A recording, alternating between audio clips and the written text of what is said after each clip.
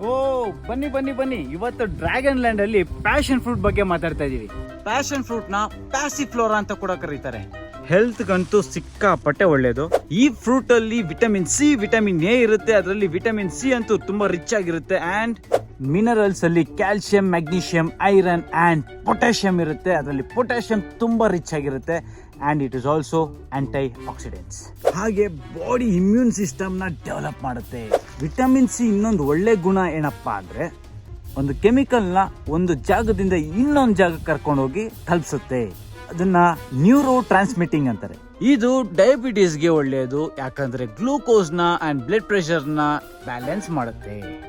Vitamin C ಅನ್ನೋದು water soluble, so ಬಾಡಿಯಲ್ಲಿ store ಆಗಲ್ಲ. So daily intake ಇರಲೇಬೇಕಾಗುತ್ತೆ.